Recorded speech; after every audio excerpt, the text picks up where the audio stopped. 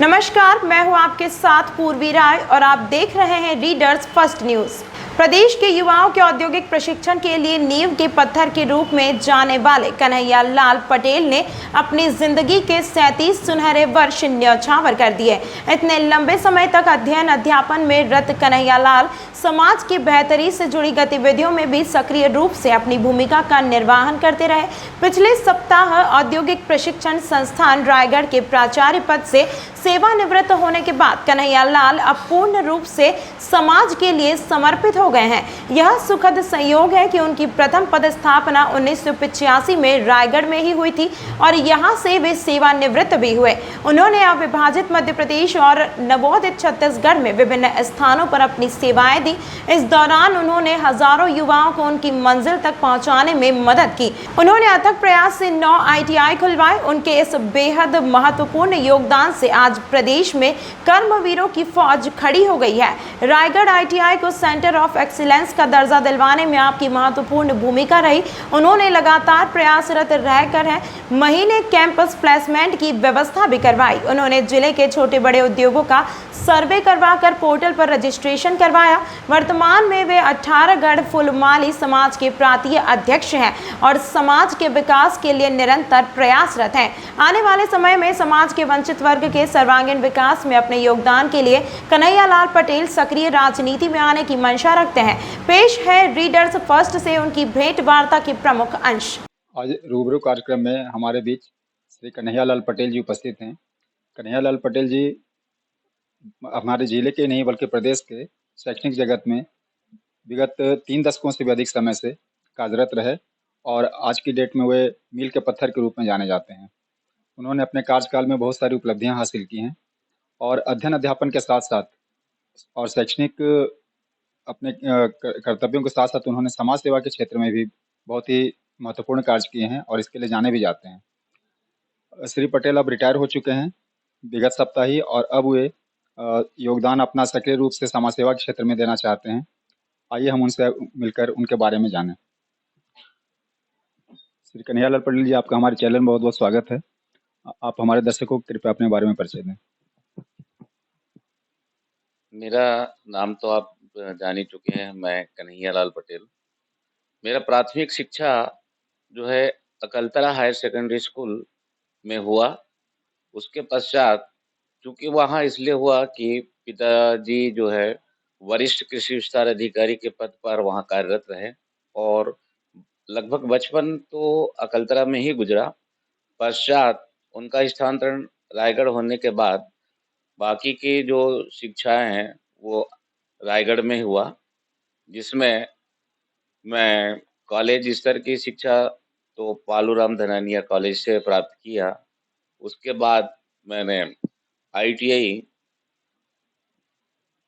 प्रशिक्षण प्राप्त किया, ITI से ट्रेनिंग लिया और उस ट्रेनिंग के बाद मेरी जॉब जो है प्रथम पदस्थापना ITI रायगढ़ से शुरुआत हुई। उसके बाद मैं उज्जैन में लगभग 10 साल का कार्यकाल पूरा कर स्थानांतरित होकर पुनः रायगढ़ वापस आया। इस दौरान रायगढ़ के जिले के आसपास मैं काफ़ी दिनों से कार्यरत रहा। रायगढ़ जिले में सरिया, पुछोर और तमनार पश्चात मैं क्रमशः पदोन्नति लेता रहा, जिस कार्यकाल में मैं आज यहाँ तक जो है प्राचार्य वर्ग 2 क्लास 2 के पद पर प्रमोशन लेकर रायगढ़ में गत 3-4 सालों से कार्यरत रहा। और इसी दौरान मुझे पूर्व पिछड़ा वर्ग कल्याण परिषद के प्रांताध्यक्ष आदरणीय बालकराम पटेल जी के सानिध्य में रायगढ़ जिला का पिछड़ा वर्ग कल्याण परिषद में जिला अध्यक्ष के रूप में उन्होंने मुझे नियुक्त किया। इस दौरान सामाजिक सेवा से मैं जुड़ा रहा और रायगढ़ जिले के प्रत्येक गांव में मैंने समाज सेवा के माध्यम से काफ़ी कुछ जो है समाज की नज़दीकी प्राप्त किया। सामाजिक लोगों के साथ जुड़कर सामाजिक माहौल में, सामाजिक वातावरण में जो है मैं काफ़ी कुछ जाना और सीखा। पश्चात मेरी इन गतिविधियों को देखते हुए कर्मचारी संघों ने भी मुझे आमंत्रित किया और रायगढ़ जिला तृतीय वर्ग कर्मचारी संघ के में मैं उपाध्यक्ष के पद पर कार्यरत रहा और इसी तरह मैं अपने आईटीआई कर्मचारी संघ जो राष्ट्र ऑल इंडिया कर्मचारी फेडरेशन है उसमें उपाध्यक्ष के पद पर, राष्ट्रीय उपाध्यक्ष के पद पर जो है मैं कार्य करता रहा और जिसमें जो है पूरे ऑल इंडिया स्तर पर भी मैं अधिवेशन में अपना जो है योगदान दिया। आज इतने पूरे कार्यकाल में मैंने काफ़ी कुछ जो है ज जानकारियाँ प्राप्त किया अपने कार्यक्षेत्र के दौरान, जिसको मैं अपने कर्मचारी रहते हुए, छात्र जीवन को बिताते हुए आगे जो है मैं आज इस स्थिति में पहुँचा हूँ। ये किसी के लिए भी बहुत खुशी की बात है कि जो व्यक्ति जहाँ से अपना करियर शुरू करता है, वहीं अगर वो सर्वोच्च पद पर प्राचार्य के पद पर अगर पदस्थापित होता है, तो बड़े गौरव की बात है और खुशी की बात है कि आपने यहाँ पे प्राचार्य रहते हुए ही यहीं से अपनी सेवानिवृत्ति भी हासिल की है। तो हम आपसे ये जानना चाहेंगे कि इस पूरे कार्यकाल में आपकी क्या उपलब्धियाँ रहीं, जिन्हें हमें दर्शकों को थोड़ा परिचय दें? सबसे बड़ी उपलब्धि तो ये मैं मेरे जीवन काल का ये रहा है कि मैं एक छोटा-सा शासकीय कर्मचारी होते हुए बड़े-बड़े कार्यक्षेत्र में मुझे प्राथमिकता मिली है, जो सब माने निम्न स्तर में देखिए जैसे आईटीआई को लोग जो है उस समय अच्छे दृष्टि से नहीं देखा करते थे। पर मैं आईटीआई किया एक तकनीकी ट्रेड से और उसी प्रशिक्षण के बावजूद मैं प्रमोशन निरंतर लेता रहा और संघर्ष करता रहा यूनियन के थ्रू और जबकि उस दौरान हमारे पुराने जो कर्मचारी साथी रहे हैं, लगभग उसी पद पर जो है अपना रिटायरमेंट लेके घर पहुंच जाते थे। पर आगे पदोन्नति जो है उनको नहीं मिल पाती थी।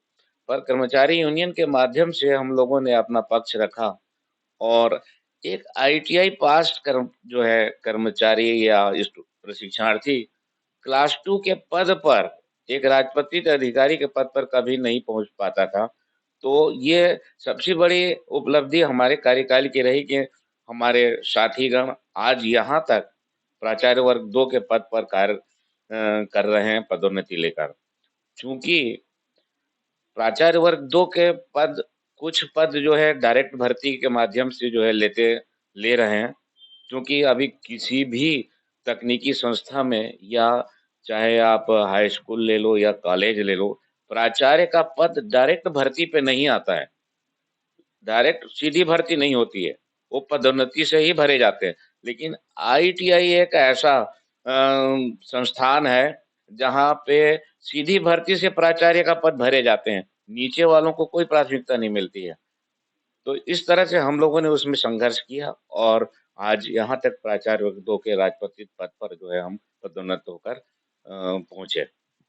आपने अपने कार्यकाल में आईटीआई जैसे उपेक्षित क्षेत्र को एक गरिमा प्रदान की और लोगों की दृष्टि में उसे ऊँचा उठाया। ये एक अपने आप में ही बहुत सम्मान और गौरव की बात है। अब आप सेवानिवृत्त हो चुके हैं एक लंबे समय के सेवा के बाद, सेवा काल के बाद। तो हम आपसे ये जानना चाहेंगे कि भविष्य में आपकी क्या योजनाएँ हैं? क्योंकि आप समाज सेवा के क्षेत्र से भी जुड़े रहे हैं और इसमें भी आपकी बहुत सारी उपलब्धियाँ हैं। तो हम आपसे जानना चाहेंगे कि इस क्षेत्र में आप क्या करना चाहते हैं? मेरा जो रिटायरमेंट हुआ 30 जून को 30 जून 2022 को, तो आगे की तो प्लानिंग मैंने समाज सेवा में काफ़ी समय जो छुट्टियों का समय था, second Saturday, third Saturday, Sunday, इनका मैंने समाज सेवा में भरपूर सदुपयोग किया।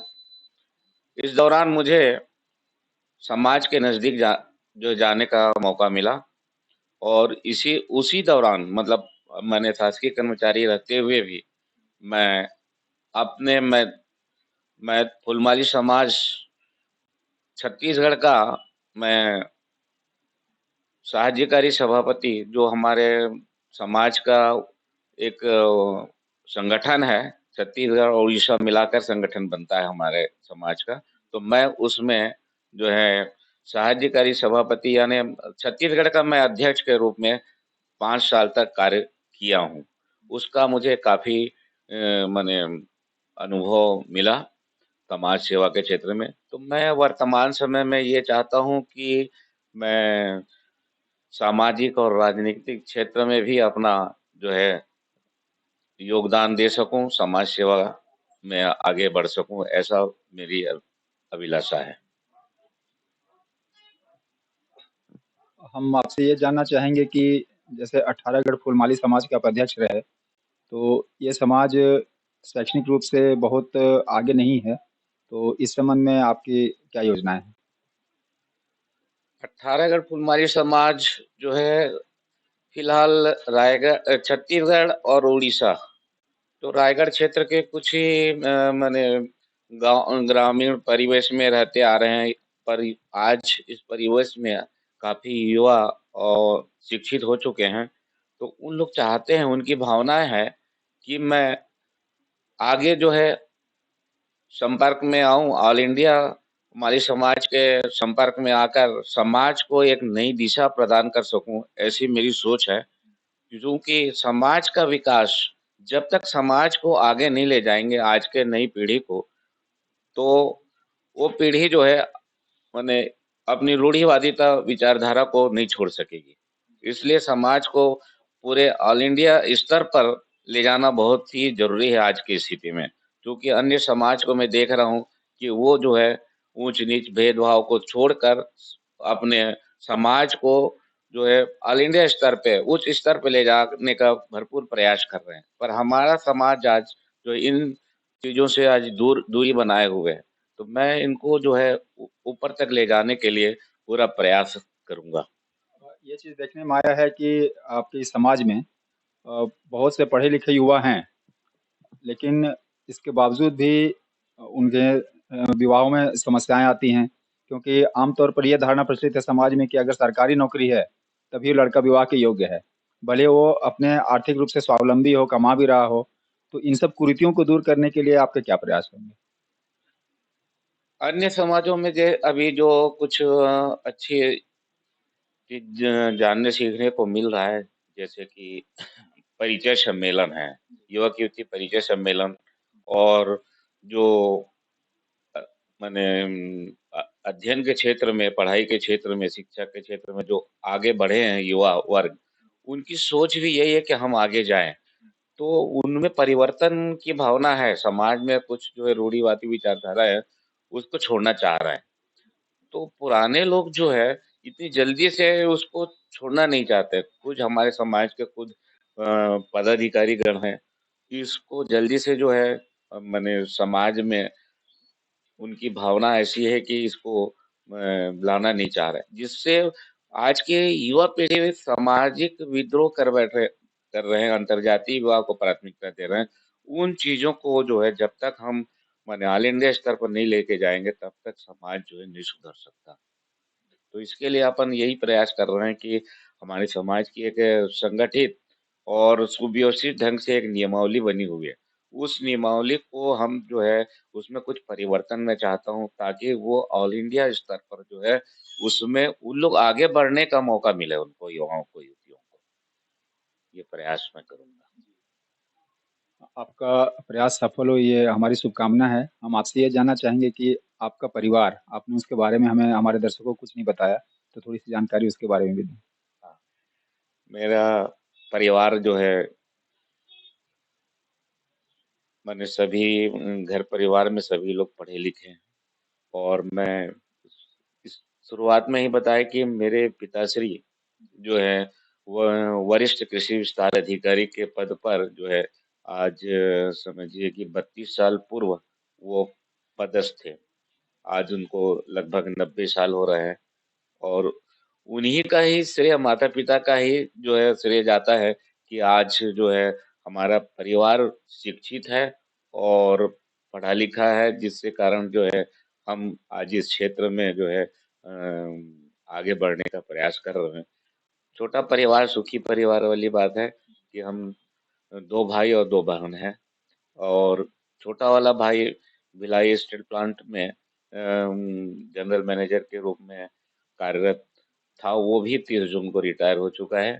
हाँ, और 2 बहनें, एक बहन, बड़ी बहन उड़ीसा में ब्याह हुई है, और एक सारंगगढ़ में छोटी वाली बहन जो है, आप तो शायद उनका नाम जानते होंगे, जनपद अध्यक्ष के रूप में वो कार्यरत हैं, मंजू मालाकार जी।